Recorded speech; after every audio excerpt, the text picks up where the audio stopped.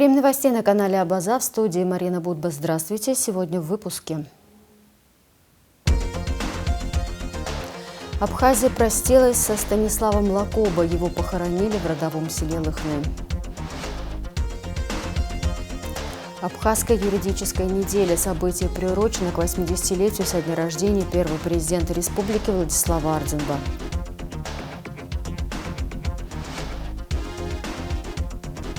«32 года наступательной операции на Сухом. Хроника Отечественной войны народа Абхазии».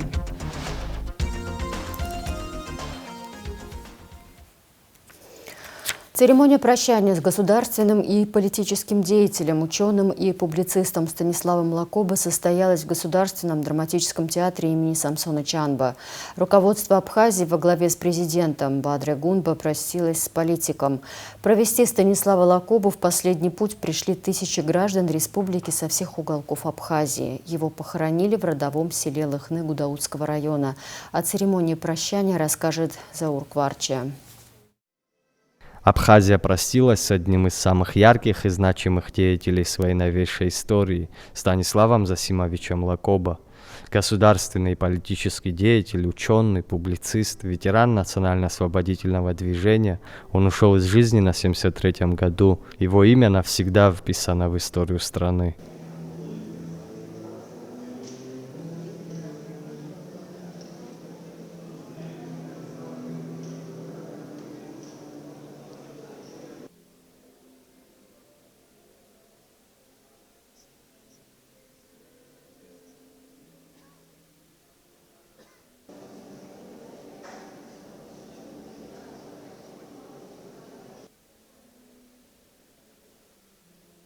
Церемония прощания прошла в Абхазском государственном драматическом театре имени Самсона Чанба. Проводить Станислава Лакоба в последний путь пришли президент Бадре Гунба, руководство республики, депутаты парламента, коллеги-ученые, общественные деятели, студенты и сотни неравнодушных жителей.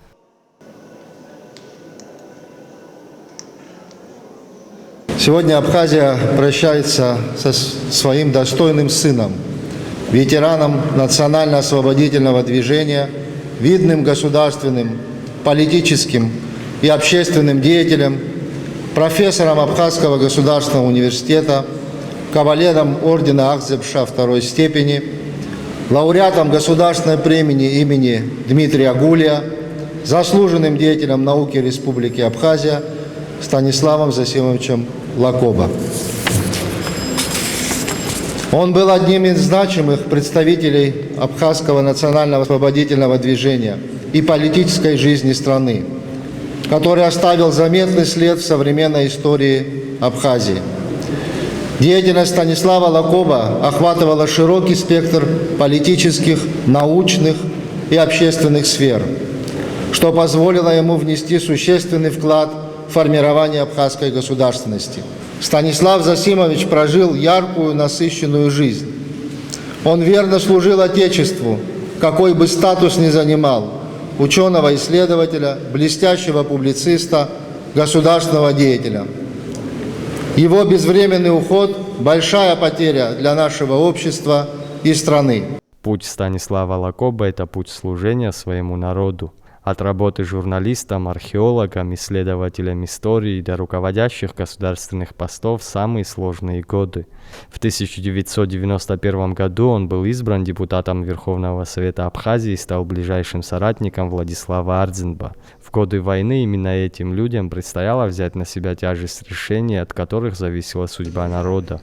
После победы Лакоба занимал должности первого вице-спикера парламента, секретаря Совета Безопасности. По его инициативе была создана концепция национальной безопасности страны. Ученый с мировым именем, он оставил после себя десятки монографий, книг, научных статей, посвященных истории и культуре Абхазии и Кавказа. Научное наследие Станислава Лакоба велико. Он является автором и составителем книг, монографий, сборников документов, мемуаров, статей, очерков и других многочисленных публикаций, посвященных вопросам археологии, краеведения, политической истории и культуры Абхазии в новое и новейшее время. Всего, что сделано им, или с его участием столь велико, что нет возможности перечислить все. Станислав Лакоба отличался обостренным чувством справедливости. Он не приносил фальши, лжи, порой бывал резок, но всегда справедлив. Он не умел льстить, лицемерить. Для него, как для настоящего патриота, интересы Абхазии были важнее всего. Он не понимал тех, для кого должность любого уровня была инструментом достижения личных целей. Он исповедовал другие ценности. О нем говорили как о человеке редкой эрудиции и таланта, сумевшем соединить историю, литературу и политику. Он оставил яркий литературный след, а его книги и статьи остаются настольными для историков и студентов. В лице Станислава мы лишились тонкого и проницательного мыслителя с широким диапазоном миропонимания. Ушел из нашей жизни человек, обладавший необычайным творческим дарованием. Правда, уходя от нас, он оставил нам бесценное наследие, образовав при этом и определенный духовный вакуум. Станислав был неординарным мыслителем, ученым, аналитиком, эссеистом. Его творческое наследие многогранно, масштабно, фундаментально. Он был ищущим мыслителем. Его поиски как историка и собранный им источниковедческий материал цены не имеют. Он своим суждением открыл нам новый мир литературы и истории. Вдруг для нас, выпускников советских школ, оказалось, что Владимир Маяковский – это не только Владимир Ильич Ленин или стих о советском паспорте, но и облако в штанах, и тончайшая лирика. Оказалось, что русскими словами можно не только пользоваться, но творить их, соприкоснувшись с творчеством Велимира Хлебникова. Глубоко идеализированная советская историческая наука имеет иное прочтение, отличное от предлагаемой вузовской программы. И это все мы узнали благодаря ему, нашему однокурснику Станиславу Лакову. Вспоминали сегодня о самых трудных политических годах, когда судьба страны и народа решались в Верховном Совете.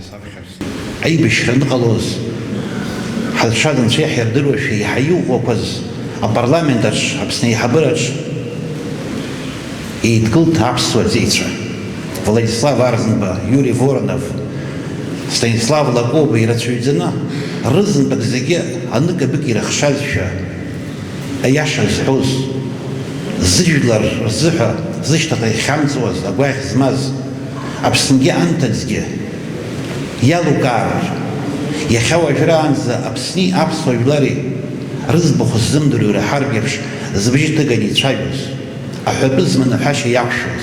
Я очень хорошо помню, как к нему относился Владислав Григорьевич Арзенбах. Могу сказать прямо, что практически ни одного сколько-нибудь важного решения он не принимал, не посоветовавшись с ним. Он мог принять и другое решение, но все равно с ним он советовался обязательно. Был еще очень небольшой круг людей, с которыми он тоже советовался, но в первую очередь со Станиславом.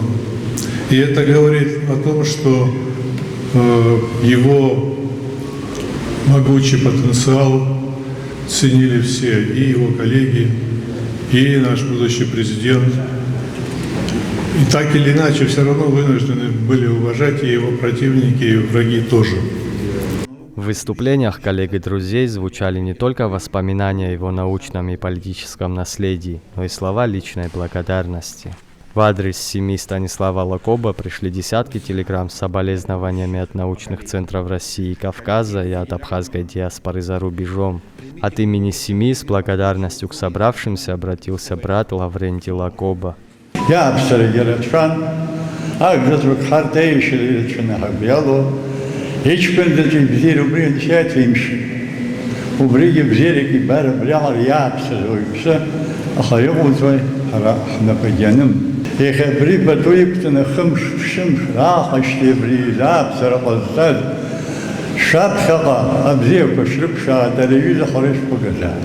Станислав Лакоба ушел внезапно, оставив за собой огромное наследие и сотни учеников, коллег, соратников. Его жизнь – это история верности своему народу и отечеству. Сегодня вместе с ним Абхазия простилась с целой эпохой. Заур Кварча, Сосрупа Куха, Абаза ТВ.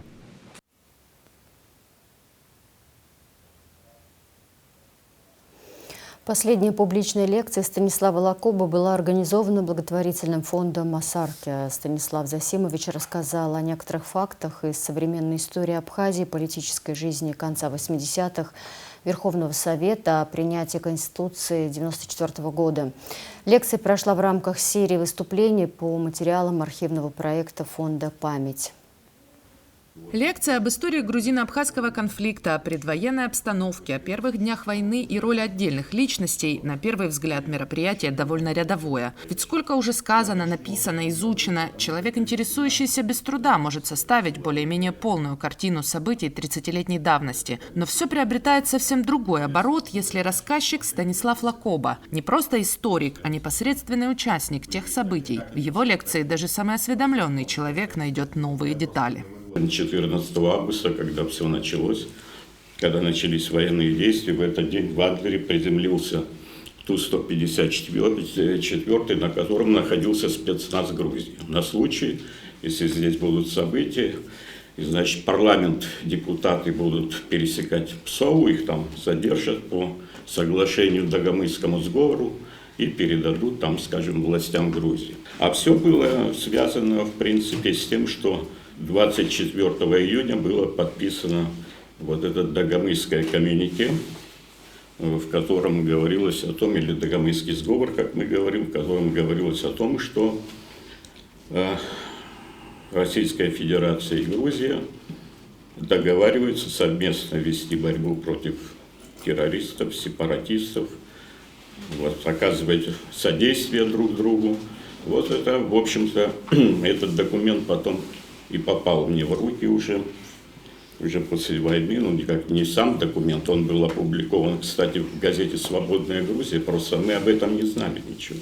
История знаменитой встречи Ельцина, Шеварднадзе и Ардзинба 3 сентября 1992 года в Москве приобретает новые неожиданные краски, если добавить детали, известные Станиславу Лакоба. Вы знаете, что была даже дана команда тогда при попустительстве тех деятелей, я имею в виду в России, команда была там через криминальный мир как бы наехать на Владислава, на его окружение и так далее. Это же президент отеля все происходило. Вот, там Тито Вани, там Джаба, там другие, там, слава богу, хватало таких людей, которые могли любую пакость сделать. И Скоков говорит такую вещь. Ну, сейчас, говорит, улица, криминал, его очень много в России. Мы даже при всем при том не можем гарантировать какие-то вещи. У вас же есть очень авторитетный человек. Ну, Андрей подумал, кто-то из политиков, и он называет Лакоба Юра. Он его называет. Они тоже знали. И он говорит, этого человека, чтобы все было нормально у Владислава, нужно его как-то задействовать. И вот в президент отеля Юра находился. И, кстати говоря, ни один человек вообще абсолютно все это прошло. Потом я, когда говорил с ним, спрашивал у него, что на самом деле так и было. Он находился там, сидел. Когда узнаешь подробнее о встречах и переговорах, понимаешь контекст ситуации, невозможно не задуматься о том, какому колоссальному давлению приходилось противостоять Владиславу Ардзинба как руководителю Абхазии, в том числе в вопросе принятия Конституции. И вот 26 ноября мы сидели с ним вместе, я об этом рассказывал уже как-то. Вот. Его постоянно дергали к телефону, вызывали, он выходил. Потом говорит, слушай, на меня давят вовсю. Все время Пастухов угрожает, говорит, что смотрите, не принимайте. Если вы примете Конституцию, считайте, что мы, в общем, свои посреднические миссии выполнять не будем. Андрей Джекени, который часто туда ездил, контактировал, вот, как представитель Владислава, И он был сначала сторонником этой конституции, и вдруг настолько он напуган был, он стал буквально просить Владислава, чтобы не принимали эту конституцию. Теперь представляете себе, он глава государства, такая ответственность, что только не говорят. Но он пришел очередной раз, сел рядом, говорит, как ты считаешь? Я говорю, если сейчас и не примем, потом не дадут. Надо принимать. Он говорит, я тоже так считаю. И вы приняли. И потом пошли блокады, пошло все это, что вообще было.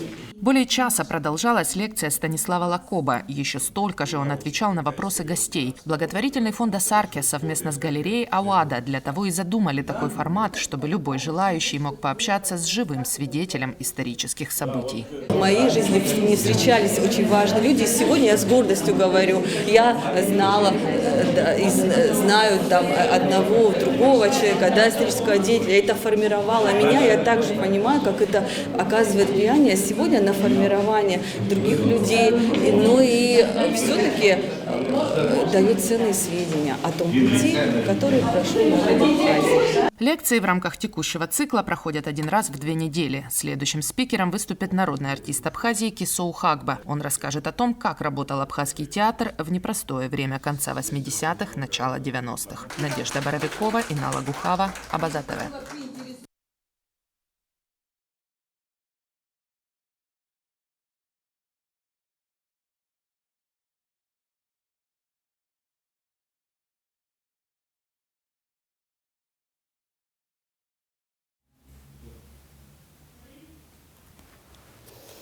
Президент Бадыр Гунба принял делегацию Союза женщин России. В ходе встречи обсуждались вопросы сотрудничества, обмена опытом и укрепления связи между абхазскими и российскими женщинами, а также реализации совместных проектов.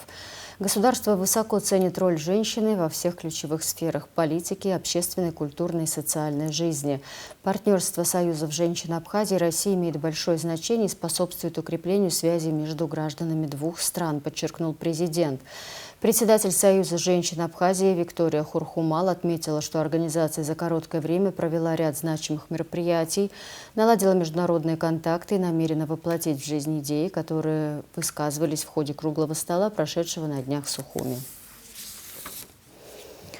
В эти сентябрьские дни в 1993 году проходила наступательная операция вооруженных сил Абхазии по освобождению Сухума от войск Госсовета Грузии. К вечеру 25 сентября после ожесточенных боев государственный флаг Республики Абхазия был водружен над зданием железнодорожного вокзала. Пресс-служба Минобороны сообщала: освобожден старый поселок. В новом районе столицы окружена группировка противника. Вооруженные силы Абхазии установили контроль над железнодорожным вокзалом. Противник отступает, неся большие потери в живой силе и технике. Командование вооруженных сил Абхазии во избежание бессмысленного кровопролития обратилось к командованию грузинских войск с требованием прекратить огонь и покинуть город. Противнику был предоставлен коридор для выхода из Сухума. Вооруженные силы Абхазии в восточном направлении надежно удерживают стратегические коммуникации. Попытки противника прорвать линию обороны и прорваться на помощь сухумской группировке грузинских войск не увенчались успехом. А это взгляд с другой стороны. Кадры хроники расскажут о том, что творилось в те дни в еще оккупированной части Сухума.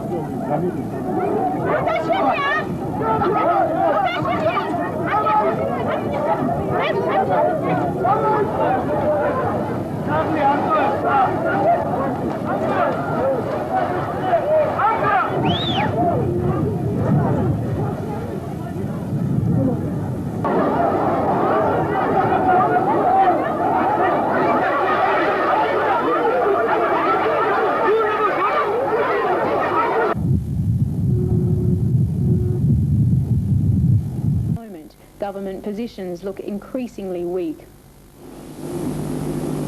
Сухуми на грани падения.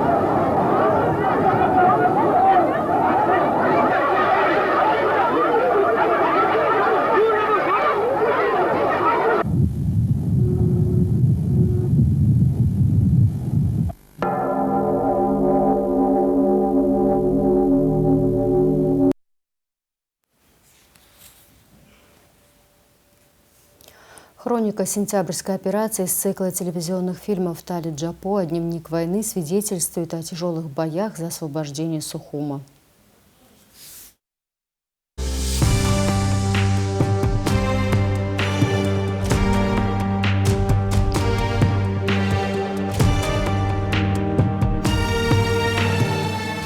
Сентябрь бешибжон будоута. Афронта хбюклантез габарди бештерфото тулхвойт Марина Хахенхуаштеча.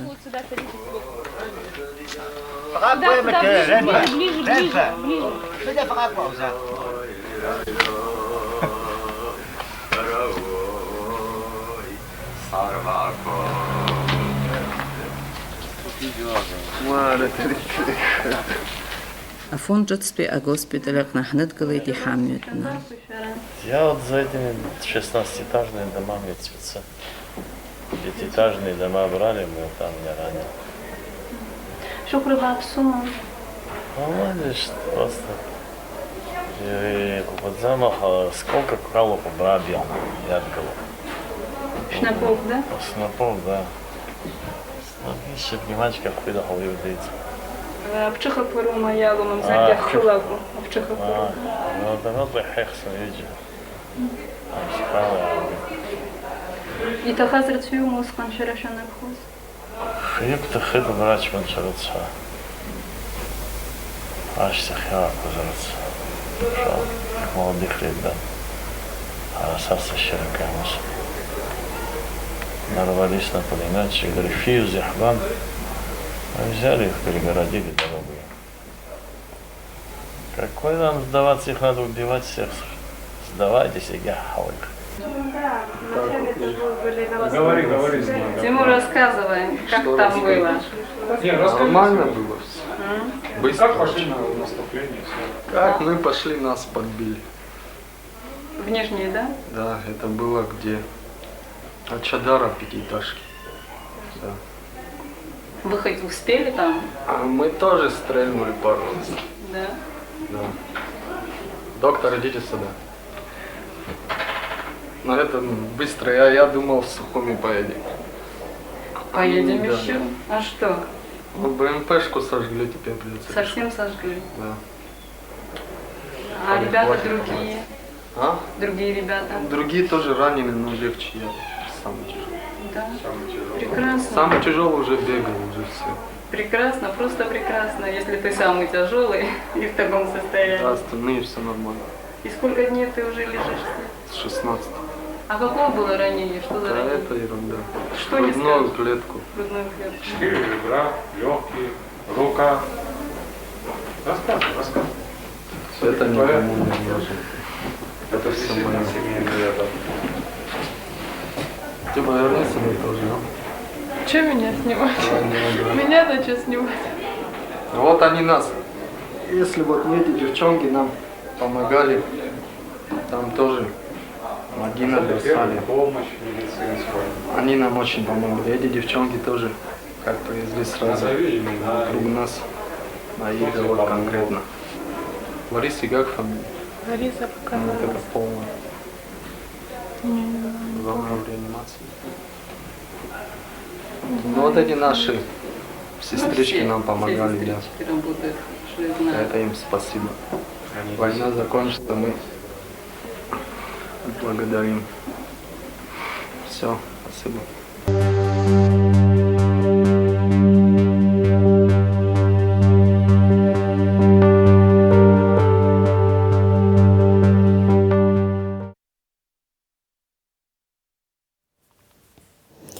Хроника сентябрьской операции из цикла телевизионных фильмов Тали Джапоа «Дневник войны» свидетельствует о тяжелых боях за освобождение Сухума. Телевизионный документальный фильм Тали Джапоа «Дневник войны» смотрите после выпуска новостей. А сейчас строки из дневника Людмилы Тарнава. В эти дни, с сентября 1993 года, часть Сухума уже была освобождена. Дневник Людмилы Тарнава молчаливо свидетельствует о том, как встречали наших бойцов в столице Абхазии.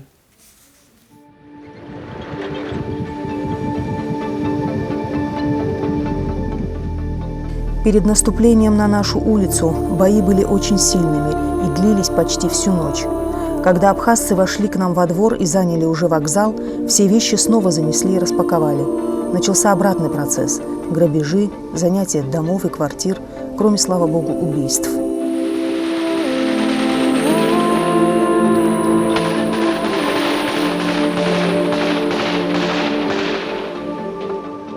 Почти все соседи дома, мигрелы, остались в наших коммунальных домах. Они похлопывали абхазских бойцов по плечу и ягозили перед ними: «Наши мальчики, наши мальчики». Я и то стеснялась к ним подойти, хотя ждала их прихода с великим нетерпением.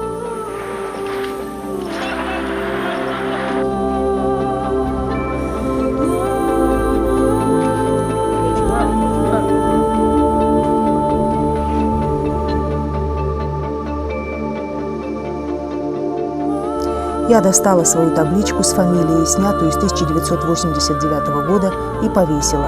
А Дариджан уже сняла свою. Вот так-то. И на нашей улице праздник настал.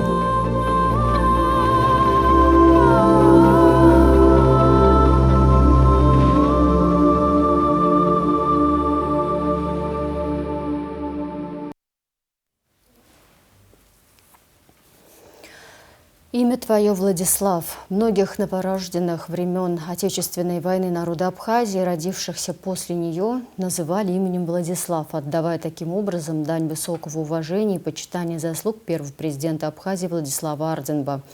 Встреча с согражданами с именем Владислав, среди которых ровесники Победы и гораздо моложе нее, состоится 25 сентября в Абхазской государственной филармонии. Начало в 10:00. Идея подобной встречи принадлежит директору Гудаутского музея Отечественной войны народа Абхазии Гугуца Джикерба. Вторая абхазская юридическая неделя начала работу в Сухуме 24 сентября. В этом году событие приурочено к 80-летию со дня рождения основоположника современного абхазского государства Владислава Арденба. Конституционный суд совместно с Институтом экономики и права Академии наук Республики вот уже второй раз проводит масштабное мероприятие, привлекающее пристальное внимание профессионального сообщества. О программе юридической недели, уникальных событиях и ведущих спикерах в репортаже Рады Чачава. Вторая абхазская юридическая неделя в этом году приурочена к дате, безусловно, важной для каждого жителя Абхазии – к 80-летию отца нации, основоположника современного абхазского государства Владислава Арденба. Программа масштабного мероприятия, по словам председателя Конституционного суда Дианы Пилия, абсолютно уникальна и будет интересна не только профильному сообществу республики, но и широкому спектру слушателей. В рамках юридической недели у нас целый цикл мероприятий. Мы впервые проводим лекции по актуальным вопросам права. Ну, все то, что интересует сейчас абхазское общество. И плюс еще так получилось, что еще есть поручение президента, ну, например, в сфере демографии. И у нас приехали замечательные спикеры, которые проводят по миграционному праву, по демографии, по международному экономическому праву. И все эти темы, они будут связаны с развитием права как в Российской Федерации, так и в Республике Абхазия. От темы коммуникативных компетенций госслужащего до миграционного права и вопросов государственного стимулирования рождаемости. Список тем, заявленных в программе как цикла лекций, так и 4-й научно-практической конференции, не только обширен, но и ориентирован на самые различные сферы государства, укрепления и развития его основополагающих институтов. Также, по словам Дианы Пилия, учрежденная в ноябре прошлого года ведомственная медаль «30 лет Конституции» будет впервые вручена именно в этом году на 2-й юридической неделе. Это первому составу Верховного Совета, который работал над Конституцией, принимал Конституцию Республики Абхазия. Это те люди, которые работали непосредственно в аппарате с Владиславом Григорьевичем Арзенбо, и люди, которые внесли огромный вклад в развитие абхазской государственности. Далее мы проводим научную конференцию, она уже 4-я по счету, и архитектура публичной власти, и в этом направлении мы рассматриваем все сферы жизни, которые возможны, которые интересны, которые актуальны, рассматриваем с точки зрения науки и практики. И плюс еще мы отошли от формы круглого стола и хотим что-то новое, интересное, и проводим научную сессию совместно с Институтом экономики и права Академии наук Абхазии. Научная сессия тоже посвящена Владиславу Григорьевичу и его политико-правовому наследию. В работе 2-й абхазской юридической недели также принимают участие российские коллеги из ряда профильных университетов и служб. Они выступят с самыми разнообразными лекциями не только для профессионального сообщества Абхазии, но и для студентов и аспирантов, будущих сотрудников судов и ведомств. Как отметила Диана Пилия, главные задачи мероприятия – развитие юридической науки, безусловно, важны для непосредственного развития государства, повышения уровня знаний и подготовки профессионального сообщества и обучения подрастающего поколения. Практически все наши ученые, российские коллеги, которые приехали, они делают сравнительно правовой анализ законодательства в той или иной сфере в Российской Федерации и в Республике Абхазия. Такое вот единение, даже больше всего, ученых России и Абхазии в этом направлении, это, наверное, очень ценно. Это повышение профессионального уровня сотрудников органов госуправления. Это то, к кому каждый день обращается кто-то по состоянию здоровья, по демографии, по соцобеспечению, по миграции, ну, по всем направлениям, по расширению экономических прав.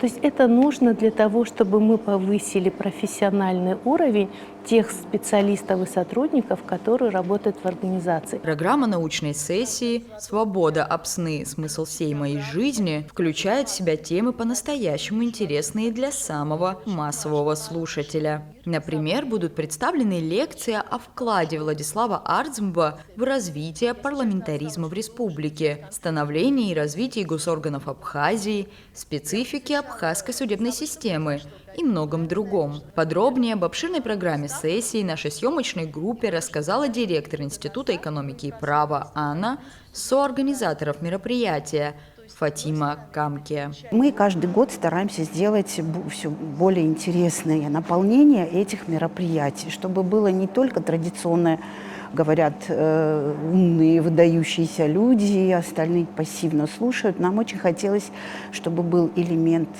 и просвещения, и обогащения знаниями.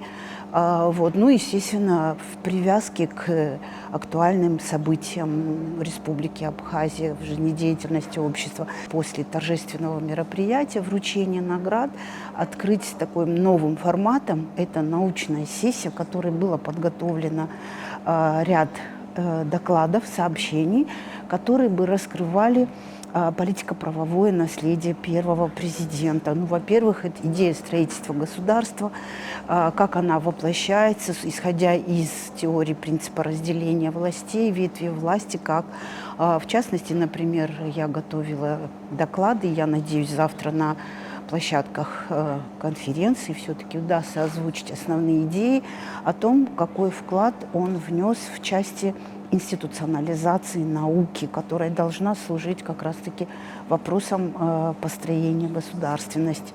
Это междисциплинарное сообщество. Мы пригласили как государственных людей, так и историков, которые занимаются непосредственно биографией первого президента, его вкладом. Сегодня в программе было заявлено 3 лекции. Одна, признаться, интереснее другой. Приглашенные спикеры из России поведали собравшимся и о трансформации международного экономического правопорядка, и о системе публичного управления демографическими процессами, и о коммуникативной компетенции госслужащих. Да, я буду говорить о трансформации международного правопорядка, об изменениях в структуре и в природе отношений между государствами, о важности самостоятельно определять свой путь и свое место в системе международных отношений, о приоритете национальных интересов при принятии любых решений, при присоединении к договору, либо при создании норм международного права.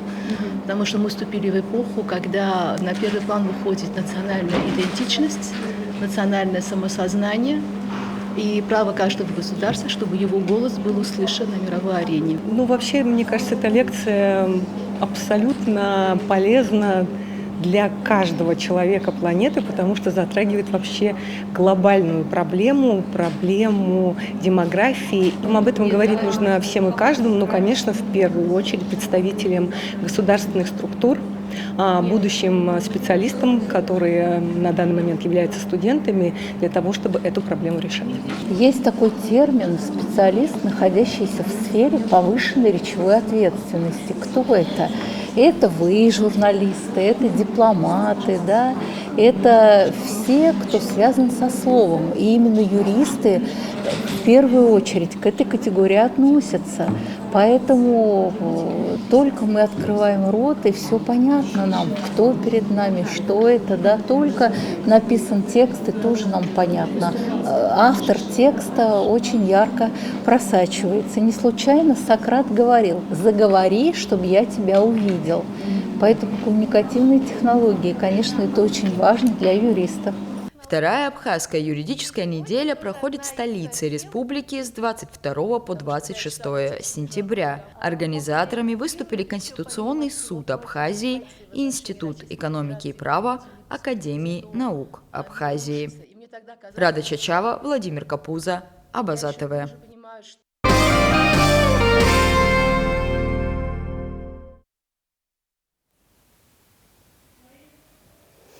Уголовное дело в отношении экс-депутата парламента Абхазии Адгура Харазия поступило из Генпрокуратуры в Верховный суд. Адгур Харазия обвиняется в стрельбе, произошедшей 19 декабря 2024 года в парламенте, в результате которой был убит депутат Вахтанг Гуладзе и ранен депутат Кан Кварчия. После совершенного преступления Харазия скрылся с места происшествия. Он был объявлен в розыск. 21 декабря 2024 года парламентарии лишили Харазии депутатской неприкосновенности. 27 марта 2025 года Верховный суд Абхазии дал заключение о наличии в действиях Харазия признаков уголовных преступлений. 20 мая 2025 парламентарии проголосовали за досрочное прекращение его депутатских полномочий. Адгур Харазия был задержан 14 июня 2025 года. 15 июня ему было предъявлено обвинение в убийстве, покушении на убийство и незаконном хранении оружия. Политическую программу партии «Народный фронт Абхазии» обсудили на встрече ее председатель Лаша Сакани, заместитель председателя Государственной Думы России, первый заместитель фракции «Новые люди» Владислав Даванков. Лаша Саканя рассказала о проектах социально-экономической и гуманитарной направленности, реализованных на территории Абхазии. Представители партии «Новые люди» готовы также оказать содействие партии «Народный фронт Абхазии» в вопросах технологического развития Республики Абхазии и внедрения современных передовых практик, нацеленных на развитие бизнеса и повышение деловой активности. По мнению участников встречи, возможность обмена опытом с российскими коллегами позволит значительно улучшить социально-экономическую ситуацию в республике и преодолеть многочисленные трудности, стоящие перед абхазским государством. Доступная среда, возможность выбора для людей с ограниченными возможностями здоровья, эти и другие актуальные для нашего общества темы обсудили в программе «Сила духа» журналист Эсма Гуланзе и директор Ассоциации инвассодействия, общественный деятель Алхас Тхагушев, герой проекта «Люди с ограниченными возможностями здоровья, но безграничными возможностями духа». Дать возможность людям поддержать их начинания, в сфере образования, возможности для реабилитации. Но не для того, чтобы их куда-то поместить в особое место, и чтобы они там жили свою жизнь в резервации, а чтобы они были участниками этого процесса. Пусть ошибаются, пусть падают, поднимаются, идут вперед, и относиться к людям с инвалидностью не как, вот я сейчас ветераны, и начинаются эти дежурные речи. Ребят, мы все живые люди. И те же ветераны, и люди с инвалидностью, они с разным темпераментом. Кому-то нравится одно, кому-то другое. Но мы склонны, у нас есть стереотипное мышление, что если ветеран, то нужно, чтобы он был в бронзе отлит. А нам это не нужно. Нам нужно просто нормальную жизнь жить.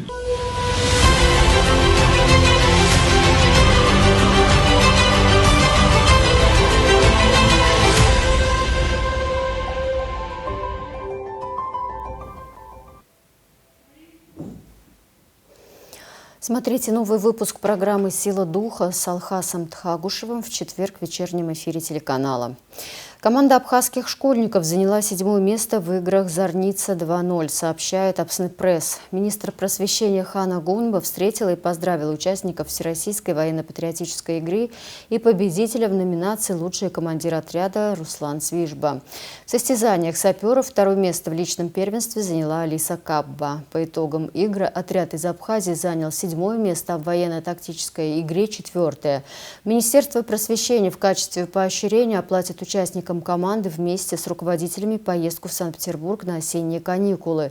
Проект «Зорница 2.0» направлен на развитие молодежи и формирование гражданской ответственности, совмещая традиционные формы патриотического воспитания с современными цифровыми технологиями. Ежегодный международный молодежный арт-фестиваль «Прогулка по набережной» состоится 25 сентября в Национальной библиотеке имени Папаскир. Он пройдет под девизом «В себе он веру оправдал народа своего» и приурочен к 80-летию со дня рождения первого президента Владислава Арденба. Главная цель фестиваля – пропаганда и популяризация книги, сохранение и приумножение культурного наследия, повышение интереса к чтению среди молодежи, а также выявление и поддержка новых дарований во всех жанрах искусства. Благотворительность. 370 тысяч рублей передали семьям пропавших без вести в Отечественной войне народа Абхазии 92-93 годов. Благотворительная акция организована сообществом водителей трансфера Абхазии и движением «Матери Абхазии за мир и социальную справедливость». Об этом сообщает Ачимчир-Информ. Акция проводится 5-й год, отметил один из участников сообщества Беслан Мацапия. По его словам, организаторы постарались охватить все населенные пункты Ачимчирского района, а также обеспечить поддержку семьям по всей территории Абхазии, чьи близкие значатся в списках. Общая сумма, собранная за все годы акции, составила более 4 миллионов 600 тысяч рублей. Мероприятие прошло при поддержке Министерства туризма и отдела образования администрации Ачимчирского района. София Тарба заняла 2-е место на турнире российского теннисного тура, который прошел в горячем ключе. В ходе соревнований спортсменка провела 4 победных встречи. В финале София уступила теннисистке из Краснодара. В В турнире приняли участие сильнейшие игроки Юга России Центрального округа. Сетка турнира насчитывала 25 участников. София Тарба тренируется в теннисном клубе «Ако» под руководством заслуженного тренера России Татьяны Зининой. А в завершении выпуска прогноз погоды.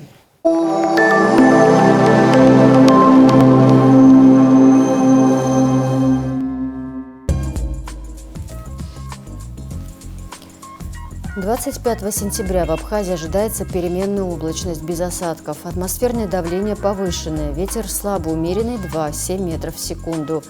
Температура воздуха ночью 12-17, днем 19-24. Температура морской воды плюс 24.